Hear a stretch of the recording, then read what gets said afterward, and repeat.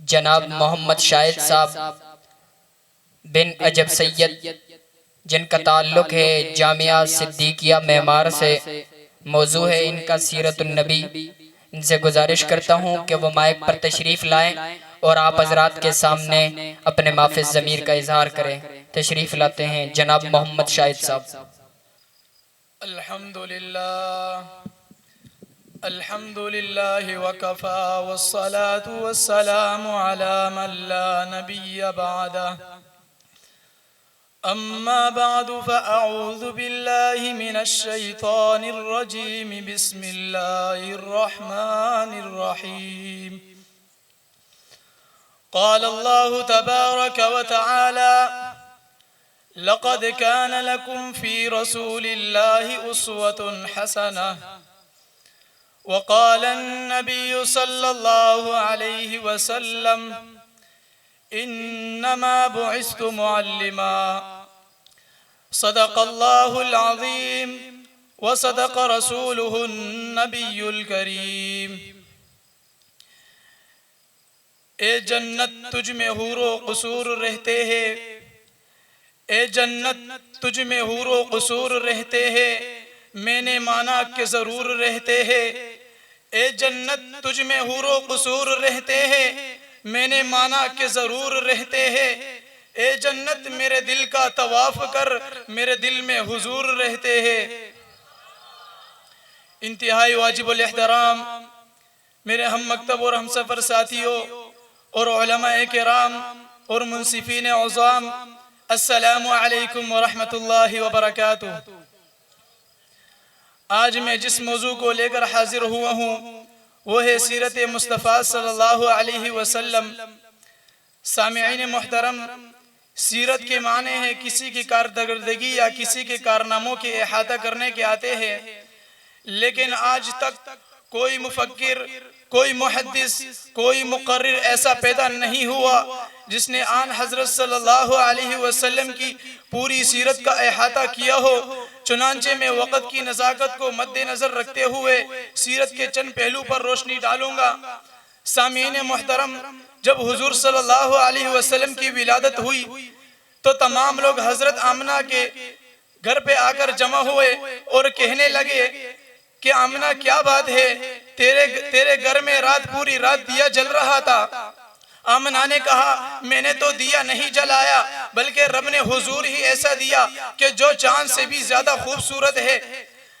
سامعین محترم، جب عبد المطلب نے حضور صلی اللہ علیہ وسلم کو گود میں لیا اور حضور صلی اللہ علیہ وسلم کے چہرے انور کو دیکھا تو بے تحاشا بول پڑے اور کہنے لگے کہ لوگوں، میں نے مکہ کو بھی دیکھا ہے اور مدینہ کو بھی دیکھا ہے اور شام کو بھی دیکھا ہے اور کئی ممالک کے سفر کیے ہیں، لیکن رب کعبہ کی قسم اس بچے جیسا حسین بچہ آج تک میں نے نہیں دیکھا۔ لوگوں، رب نے جبرائیل سے کہا کہ جبرائیل جا، میرے محبوب کے حسن کے تذکرے ہو رہے، تو بھی جا کے کچھ کہہ دے۔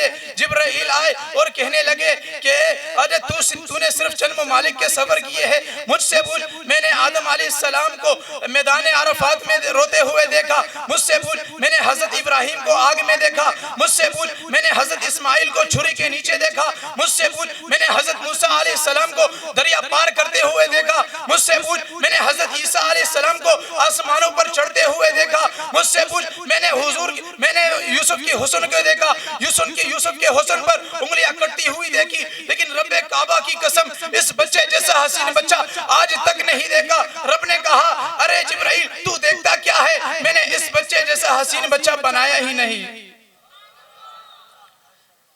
سامعین محترم، یوں تو ہر نبی اپنے شان میں بلند اور بالا ہے اور ہر نبی اپنے شان میں منفرد ہے، لیکن اللہ تعالیٰ نے کچھ خوبیاں رسول اللہ صلی اللہ علیہ وسلم میں ایسی رکھی ہے جس میں آپ کا کوئی شریک نہیں۔ جیسا کہ ہم کہتے ہیں ساقی کوثر، یہ خوبی کسی اور میں نہیں ہے سوائے حضور کے۔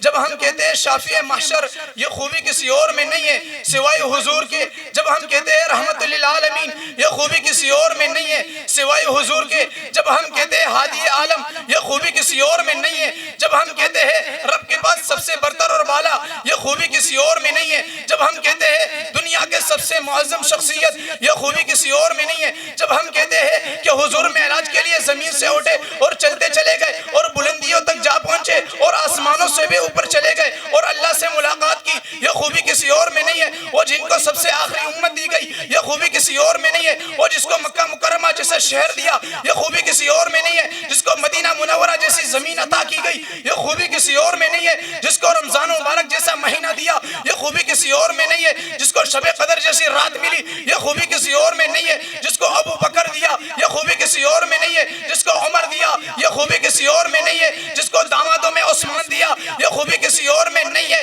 جس کو علی المرتضیٰ جیسا شیر دیا یہ خوبی کسی اور میں نہیں ہے. جس کو خدیجہ جیسی عورت ملی یہ خوبی کسی اور میں نہیں ہے. جس کو عائشہ صدیقہ طاہرہ مطہرہ ملبہ عتیقہ خطیبہ لبیبہ حفیظہ ملی یہ خوبی کسی اور میں نہیں ہے. وہ جنہوں نے احد کے میدان میں فتح گاڑتے چلے گئے یہ خوبی کسی اور میں نہیں ہے. جو تبوک و یرموک و غزوات میں جھنڈے لہراتے چلے گئے یہ خوبی کسی اور میں نہیں ہے. وہ جس کے حسن و جمال کی تذکرے رہتی دنیا تک رہے گی یہ خوبی کسی اور میں نہیں ہے. وہ جن کے تذکرے تورات میں بھی ہے زبور میں بھی ہے انجیل میں بھی ہے اور قرآن کے ورق ورق میں لفظ لفظ میں حرف حرف میں جس کی عظمت کے شاکار موجود ہے یہ خوبی کسی اور میں نہیں ہے. وہ جس کی ذات و صفات و جمالات و کرامات و معزات و شان و عظمت و رفت اور بلندیوں کے تذکرے ہر دور ہر زمانے ہر علاقے ہر خطے ہر زمان ہر زمانے موجود رہے گی یہ خوبی کسی اور میں نہیں ہے سوائے حضور کے.